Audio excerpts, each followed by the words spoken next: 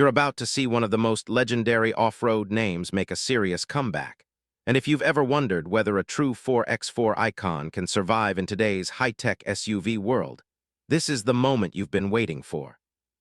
This is the 2026-27 Mitsubishi Pajero review, and today on DriveZone Meter, we're breaking down exactly how this new Pajero stacks up against modern rivals like the Toyota Land Cruiser Prado, Ford Everest, and even the ever-popular Toyota Fortuner.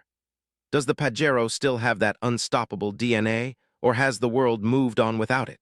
And more importantly, would you actually buy this over its competitors? Let's start from the backside, because that's where the Pajero's personality really shows. Around the rear, the 2026-27 Pajero keeps things clean, bold, and practical. The tailgate is wide and easy to load, making it perfect for road trips, camping gear, or family luggage runs. The LED taillights are sharp and modern, giving the SUV a premium look at night, while the overall rear design stays true to Pajero tradition, tough, squared off, and built with function in mind. There's no overstyling here, and honestly, that's refreshing in a market full of overly flashy SUVs. Compared to something like the Toyota Fortuner, the Pajero feels more purposeful and less urban fashion SUV. If you're the kind of person who actually uses their boot space for gear instead of groceries, this rear design just makes sense. Quick question for you. Do you prefer SUVs with a bold, aggressive rear, or do you like this more clean and practical look? Moving to the left side, the Pajero's classic boxy silhouette is instantly recognizable. This shape isn't just for looks. It's a big reason why the Pajero has always been so capable off-road. High ground clearance, strong shoulder lines, and pronounced wheel arches give it a planted, muscular stance. The alloy wheels vary by trim, with some versions leaning more toward rugged off-road tires, while higher trims get larger, more stylish rims for better road presence. Side steps make it easier to climb in and out, especially if you're dealing with kids or loading gear after a long drive. Compared to sleeker SUVs like the Ford Everest, the Pajero feels more old-school tough, like it's not trying to be cool. It just is. Would you rather have a boxy, rugged design that screams adventure, or a smooth, sporty SUV that looks fast but might hesitate off-road?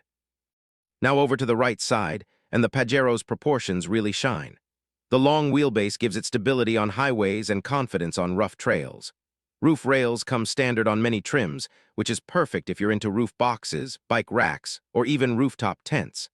The body cladding along the sides isn't just decorative, it's practical protection for gravel roads, mud, and light trail scratches. Compared to the Land Cruiser Prado, the Pajero feels slightly more understated, but that's part of its charm. It doesn't scream luxury, it whispers capability.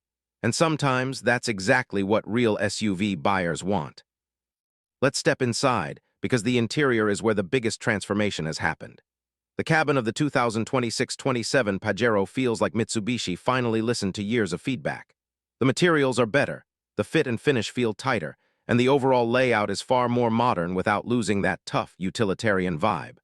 You get a large central touchscreen with smartphone connectivity, navigation, and voice commands. And thankfully, Mitsubishi didn't go full all-touchscreen everything.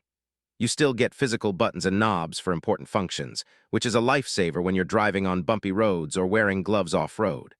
The driving position is high and commanding, giving you a great view of the road, or the trail ahead. The seats are wide and supportive, built for long highway drives and rough terrain days. Higher trims offer leather seats, power adjustments, heating, and better cushioning, which puts the Pajero closer to premium rivals without the premium price tag. The second row is spacious enough for adults, and in many markets you'll get a third row option, making this a true family adventure SUV. Be honest, how often do you actually use third row seats, and would that be a deal breaker for you? Storage inside the Pajero is another strong point. You've got deep door pockets, a practical center console, and plenty of little spaces for everyday items. Fold down the third row, and suddenly this becomes a proper cargo hauler.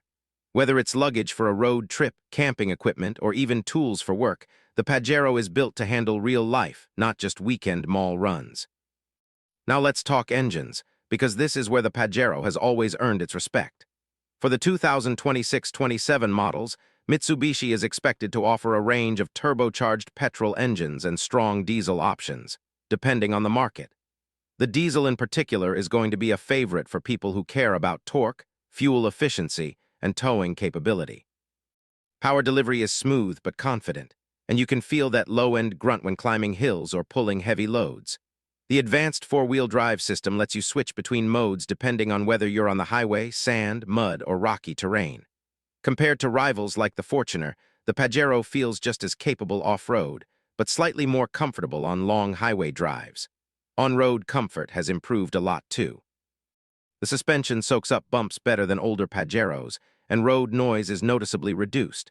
Steering is light enough for city driving but still feels stable at higher speeds.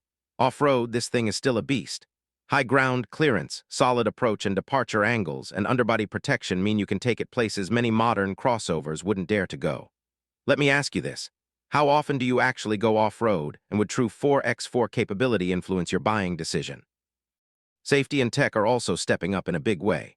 Expect a full suite of modern safety features like multiple airbags, stability control, ABS, adaptive cruise control, lane departure warning, blind spot monitoring, and rear cross-traffic alert on higher trims. Mitsubishi has clearly focused on making the Pajero feel like a modern, safe family SUV without stripping away its rugged character.